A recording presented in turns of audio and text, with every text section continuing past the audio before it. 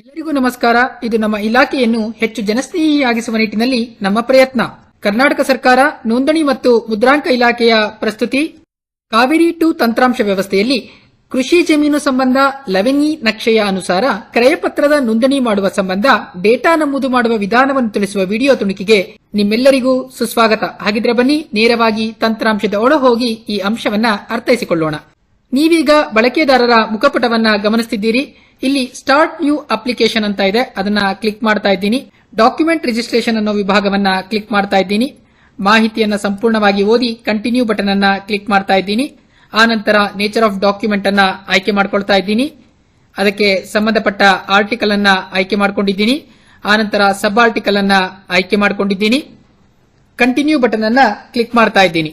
11E ನಕ್ಷೆ ಸಂಬಂಧ ನಾನು ಕ್ರಯಪತ್ರದ ನೋಂದಣಿ ವಿಧಾನವನ್ನು ತಿಳಿಸಿಕೊಡ್ತಿರೋದ್ರಿಂದ ಅಗ್ರಿಕಲ್ಚರ್ ಆಪ್ಷನ್ ಅನ್ನ ಕ್ಲಿಕ್ ಮಾಡ್ತಾ ಇದ್ದೀನಿ. ಇಲ್ಲಿ ಸ್ವತ್ತಿಗೆ ಸಂಬಂಧಪಟ್ಟಂತೆ ಜಿಲ್ಲೆಯನ್ನ ಆಯ್ಕೆ ಮಾಡ್ಕೊಳ್ತಾ ಇದ್ದೀನಿ.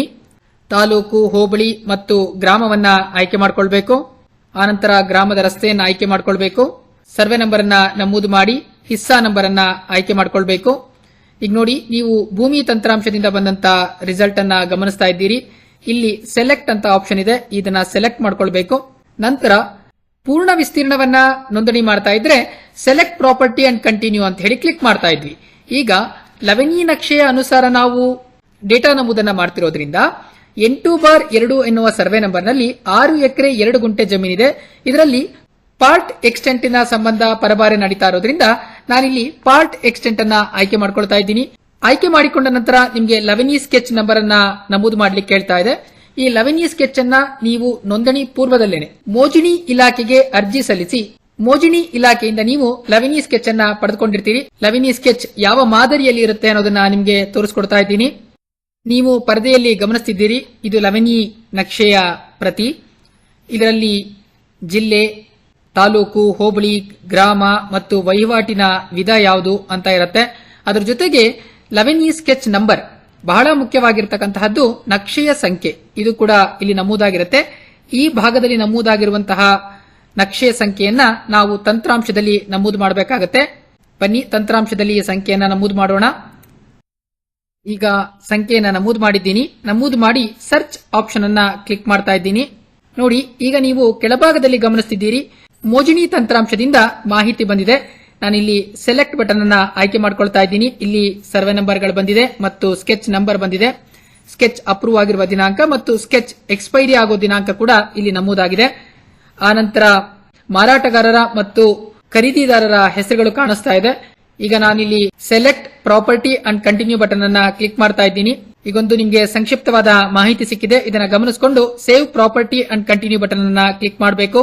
ಆನಂತರ 11E ನಕ್ಷೆಯ ಆಧಾರದಲ್ಲಿ ಎಷ್ಟು ವಿಸ್ತೀರ್ಣವನ್ನ ಪರಬಾರೆ ಮಾಡ್ತಾ ಇದ್ದೀವಿ, ಆ ವಿಸ್ತೀರ್ಣ ಇಲ್ಲಿ ಸ್ವಯಂ ಮಾಪನವಾಗಿದೆ. ಈ ಸಂಬಂಧ ಪೂರ್ವ, ಪಶ್ಚಿಮ, ಉತ್ತರ, ದಕ್ಷಿಣ ಚೆಕ್ಕುಬಂದಿಯನ್ನ ನೀವು ನಮೂದು ಮಾಡಬೇಕಾಗತ್ತೆ. ಹಾಗೂ ಡಿಸ್ಕ್ರಿಪ್ಷನ್ ನಲ್ಲಿ ಎಷ್ಟು ವಿಸ್ತೀರ್ಣ ಪರಬಾರೆ ಆಗ್ತಾ ಇದೆ, ಆ ವಿಸ್ತೀರ್ಣ ಇಲ್ಲಿ ಸ್ವಯಂ ಮಾಪನವಾಗಿದೆ. ಇದನ್ನ ಗಮನಿಸಿಕೊಳ್ಳಬಹುದು. ನಾನೀಗ ಚೆಕ್ಕುಬಂದಿಯನ್ನ ನಮೂದು ಮಾಡ್ತಾ ಇದ್ದೀನಿ. ಪರದೆಯಲ್ಲಿ ಗಮನಿಸಿದ್ದೀರಿ, ಪೂರ್ಣವಾಗಿ ಡಿಸ್ಕ್ರಿಪ್ಷನ್ ಅನ್ನ ನಮೂದು ಮಾಡಿ ಸೇವ್ ಅಂಡ್ ಕಂಟಿನ್ಯೂ ಬಟನ್ ಅನ್ನ ಕ್ಲಿಕ್ ಮಾಡ್ತಿದ್ದೀನಿ. ಈ ಹಂತದಲ್ಲಿ ಮತ್ತೊಂದು ವಿಶೇಷತೆಯನ್ನ ಗಮನಿಸ್ತಿದ್ದೀರಿ, ಭೂಮಿ ತಂತ್ರಾಂಶದಿಂದ ಮಾರಾಟಗಾರರ ವಿವರವನ್ನ ಮಾತ್ರ ಸ್ವಯಂ ಮಾಪನ ಮಾಡ್ಕೊಳ್ತಾ ಇದ್ವಿ. ಆದ್ರೆ 11E ಸ್ಕೆಚ್ ಆಧಾರದಲ್ಲಿ ಕ್ರಯಪತ್ರವನ್ನ ನೋಂದಣಿ ಮಾಡುವ ಸಂದರ್ಭದಲ್ಲಿ ಮೋಜಿನಿ ತಂತ್ರಾಂಶದಿಂದ ಖರೀದಿದಾರರ ಮಾಹಿತಿಯನ್ನ ಕೂಡ ನಾವು ಪಡಿತಾ ಇದ್ದೀವಿ. ನೀವಿಲ್ಲಿ ಗಮನಿಸ್ತಿದ್ದೀರಿ, ಎಕ್ಸಿಕ್ಯೂಟೆಂಟ್ 1 ನ ವಿಭಾಗದಲ್ಲಿ ಖರೀದಿದಾರರ ಹೆಸರು ಸ್ವಯಂ ಮಾಪನವಾಗಿದೆ. ಇಲ್ಲಿ ನೋಡಿ, ಕ್ಲೈಮೆಂಟ್ ನಲ್ಲಿ ಎಸ್ ಅನ್ನುವ ಬಟನ್ ಕ್ಲಿಕ್ ಆಗಿದೆ. ಆ ನಂತರ ನೀವು ಉಳಿಕೆ ವಿವರವನ್ನ ಭರ್ತಿ ಮಾಡಬೇಕಾಗತ್ತೆ, ವಿಳಾಸವನ್ನ ನಮೂದು ಮಾಡಬೇಕು. ಆನಂತರ ಸೇವ್ ಎಕ್ಸಿಕ್ಯೂಟೆಂಟ್ 1 ಕ್ಲಿಕ್ ಮಾಡ್ತಾ ಇದ್ದೀನಿ. ಈಗ ಎಕ್ಸಿಕ್ಯೂಟೆಂಟ್ 2 ನ ವಿವರವನ್ನ ಗಮನಿಸ್ತಿದ್ದೀರಿ, ಇದು ಭೂಮಿಯಿಂದ ಸ್ವಯಂ ಮಾಪನವಾಗಿರತಕ್ಕಂತಹದ್ದು. ಇಲ್ಲಿ ನೋಡಿ, ಈಸ್ ಕ್ಲೈಮೆಂಟ್ ನೋ ಅಂತ ಇದೆ, ಅಂದ್ರೆ ಇವರು ಮಾರಾಟಗಾರರಾಗಿದ್ದಾರೆ. ಉಳಿಕೆ ವಿವರಗಳನ್ನ ಭರ್ತಿ ಮಾಡ್ತಾ ಇದ್ದೀನಿ. ಎಕ್ಸಿಕ್ಯೂಟೆಂಟ್ 2 ನ ವಿವರವನ್ನ ಭರ್ತಿ ಮಾಡಿ ಸೇವ್ ಎಕ್ಸಿಕ್ಯೂಟೆಂಟ್ 2 ಅನ್ನ ಕ್ಲಿಕ್ ಮಾಡ್ತಾ ಇದ್ದೀನಿ. ಈಗ ಎಕ್ಸಿಕ್ಯೂಟೆಂಟ್ 2 ನ ವಿವರ ಸೇವ್ ಆಗಿದೆ. ಹೆಚ್ಚುವರಿಯಾಗಿ ಎಕ್ಸಿಕ್ಯೂಟೆಂಟ್ ಗಳನ್ನ ಆಡ್ ಮಾಡೋದಿದ್ರೆ ತಾವಿಲ್ಲಿ ಪ್ಲಸ್ ಮಾರ್ಕ್ ಅನ್ನ ಕ್ಲಿಕ್ ಮಾಡುವ ಮೂಲಕ ಹೆಚ್ಚುವರಿ ಎಕ್ಸಿಕ್ಯೂಟೆಂಟ್ಸ್ ಗಳನ್ನ ಆಡ್ ಮಾಡಬಹುದು. ಈಗ ಸೇವ್ ಎಕ್ಸಿಕ್ಯೂಟೆಂಟ್ 2 ನ ವಿವರವನ್ನ ಸೇವ್ ಮಾಡ್ತಾ ಇದ್ದೀನಿ. ಹಾಗೆ ಮೂವ್ ಟು ಪ್ರೆಸೆಂಟರ್ ಬಟನ್ ಅನ್ನ ಕ್ಲಿಕ್ ಮಾಡ್ತಾ ಇದ್ದೀನಿ. ಇಲ್ಲಿ ಯಾರು ಪ್ರೆಸೆಂಟ್ ಮಾಡ್ತಾ ಇರ್ತಾರೆ ಅವರ ಹೆಸರನ್ನ ಆಯ್ಕೆ ಮಾಡಿಕೊಂಡು ಮೇಕ್ ಪ್ರೆಸೆಂಟರ್ ಬಟನ್ ಅನ್ನ ಕ್ಲಿಕ್ ಮಾಡಬೇಕು. ನಂತರ ಇಬ್ಬರು ಐಡೆಂಟಿಫೈಯರ್ ವಿವರವನ್ನ ನಮೂದು ಮಾಡಬೇಕು. ನಾನೀಗ ನಮೂದು ಮಾಡ್ತಾ ಇದ್ದೀನಿ. ಹಾಗೆ ಐಡೆಂಟಿಫೈಯರ್ 2 ನ ವಿವರವನ್ನ ಭರ್ತಿ ಮಾಡ್ತಾ ಇದ್ದೀನಿ. ಈಗ ಐಡೆಂಟಿಫೈಯರ್ 2 ನ ವಿವರವನ್ನ ಸೇವ್ ಮಾಡ್ತಾ ಇದ್ದೀನಿ. ಆನಂತರ ಪ್ರಾಪರ್ಟಿ ಶೆಡ್ಯೂಲ್ ಡೀಟೇಲ್ಸ್ ನಿಮಗೆ ಕಾಣಿಸ್ತಾ ಇದೆ. ಇಲ್ಲಿ ನೋಡಿ, ಅಲೋಕೇಟೆಡ್ ದಿಸ್ ಶೆಡ್ಯೂಲ್ 2 ಇದು ಹೈಡ್ ಆಗಿದೆ. ಯಾಕೆಂದ್ರೆ ನಾವು 11E ಸ್ಕೆಚ್ ನ ಮುಖಾಂತರ ಖರೀದಿದಾರರ ಮಾಹಿತಿಯನ್ನ ಫೆಚ್ ಮಾಡ್ಕೊಂಡಿದ್ದೀವಿ. ಹೀಗಾಗಿ ಯಾರು ಖರೀದಿದಾರರು ಇರ್ತಾರೆ ಅವರ ಹೆಸರು ಇಲ್ಲಿ ಸ್ವಯಂ ಮಾಪನವಾಗಿರುತ್ತೆ. ಸೇವ್ ಅಂಡ್ ಕಂಟಿನ್ಯೂ ಬಟನ್ ಅನ್ನ ಕ್ಲಿಕ್ ಮಾಡ್ತಾ ಇದ್ದೀನಿ. ಈಗ ನೀವು ಗಮನಿಸ್ತಿದ್ದೀರಿ ಮಾರ್ಕೆಟ್ ವ್ಯಾಲ್ಯೂಯೇಷನ್ ಸ್ಕ್ರೀನ್ ಅನ್ನ. ಒಟ್ಟು ಟ್ರಾನ್ಸಾಕ್ಷನ್ ಆಗ್ತಿರ್ತಕ್ಕಂತಹ ಎಕ್ಸ್ಟೆಂಟ್ ಎಷ್ಟಿದೆ ಅನ್ನೋದು ನಿಮಗೆ ಕಾಣಿಸ್ತಾ ಇದೆ. ನಾನು ಮಾರ್ಕೆಟ್ ವ್ಯಾಲ್ಯೂಯೇಷನ್ ಅನ್ನ ಮಾಡ್ತಾ ಇದ್ದೀನಿ. ವ್ಯಾಲ್ಯೂಯೇಟ್ ಬಟನ್ ಅನ್ನ ಕ್ಲಿಕ್ ಮಾಡಿದ್ದೀನಿ. ಒಟ್ಟು 3,72,000 ರೂಪಾಯಿ ಇದರ ಒಟ್ಟು ಮಾರ್ಗಸೂಚಿ ಮೌಲ್ಯ ಆಗಿದೆ. ಸೇವ್ ಅಂಡ್ ಕಂಟಿನ್ಯೂ ಬಟನ್ ಅನ್ನ ಕ್ಲಿಕ್ ಮಾಡ್ತಿದ್ದೀನಿ. ಆನಂತರ ಕನ್ಸಿಡರೇಷನ್ ಅಮೌಂಟ್ ಅನ್ನ ಉಭಯತ್ರಯರ ನಡುವೆ ನಡೆದಿರುವಂತಹ ಕ್ರಯದ ಮೊಬಲೆಗೂ ಎಷ್ಟು ಎನ್ನುವುದನ್ನ ಇಲ್ಲಿ ನಮೂದು ಮಾಡ್ತಾ ಇದ್ದೀನಿ.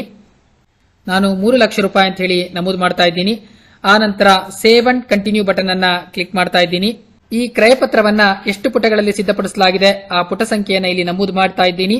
ಆನಂತರ ಕ್ಯಾಲ್ಕುಲೇಟ್ ಬಟನ್ ಅನ್ನ ಕ್ಲಿಕ್ ಮಾಡ್ತಾ ಇದ್ದೀನಿ. ನೀವು ಗಮನಿಸಿದ್ದೀರಿ, whichever is higher, consideration ಅಥವಾ ಮಾರ್ಕೆಟ್ ವ್ಯಾಲ್ಯೂ ಇದರಲ್ಲಿ ಯಾವುದು ಹೆಚ್ಚು ಆಗಿರುತ್ತೆ ಅದಕ್ಕೆ ಮುದ್ರಾಂಕ ಶುಲ್ಕ ಮತ್ತು ನೋಂದಣಿ ಶುಲ್ಕವನ್ನ ಪಾವತಿ ಮಾಡಬೇಕಾಗಿರುತ್ತೆ. ಇಲ್ಲಿ ಮಾರ್ಕೆಟ್ ವ್ಯಾಲ್ಯೂಯೇಷನ್ 3,72,000 ರೂಪಾಯಿ ಇದೆ. ಹೀಗಾಗಿ 3,72,000 ರೂಪಾಯಿಗಳಿಗೆ ಮುದ್ರಾಂಕ ಶುಲ್ಕ ಮತ್ತು ನೋಂದಣಿ ಶುಲ್ಕವನ್ನ ಸರ್ಕಾರಕ್ಕೆ ಭರಿಸಬೇಕಾಗುತ್ತೆ. ಶುಲ್ಕದ ವಿವರ ನಿಮಗೆ ಕಾಣಿಸ್ತಾ ಇದೆ. ಸೇವ್ ಅಂಡ್ ಕಂಟಿನ್ಯೂ ಬಟನ್ ಅನ್ನ ಕ್ಲಿಕ್ ಮಾಡ್ತಾ ಇದ್ದೀನಿ. ನಂತರ ನೀವು ನಮೂದು ಮಾಡಲಾದ ಡೇಟಾದ ಸಂಪೂರ್ಣ ವಿವರ ಈ ಪರದೆಯಲ್ಲಿ ನಿಮಗೆ ಕಾಣಿಸ್ತಾ ಇದೆ. ಸೂಕ್ಷ್ಮವಾಗಿ ಮತ್ತು ಕೂಲಂಕುಷವಾಗಿ ಪರಿಶೀಲಿಸಿಕೊಂಡು ನೀವು ಸಿದ್ಧಪಡಿಸಿರತಕ್ಕಂತಹ ಕ್ರಯದ ಪತ್ರವನ್ನ ಇಲ್ಲಿಗೆ ಅಪ್ಲೋಡ್ ಮಾಡಬೇಕು.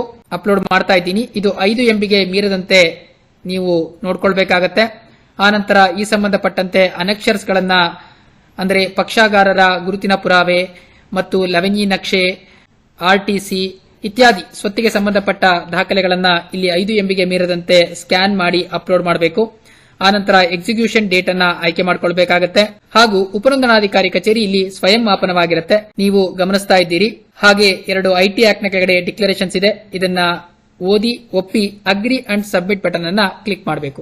ಈ ವಿಡಿಯೋ ತುಣುಕಿನಲ್ಲಿ 11E ಸ್ಕೆಚ್ ಆಧಾರವಾಗಿ ಒಂದು ಕ್ರಯಪತ್ರದ ಡೇಟಾ ನಮೂದನ್ನ ಹೇಗೆ ಮಾಡಬೇಕು ಅನ್ನೋದನ್ನ ತಿಳಿಸಿಕೊಡುವಂತಹ ಪ್ರಯತ್ನ ಮಾಡಿದ್ದೇವೆ. ಎಲ್ಲರಿಗೂ ಧನ್ಯವಾದಗಳು.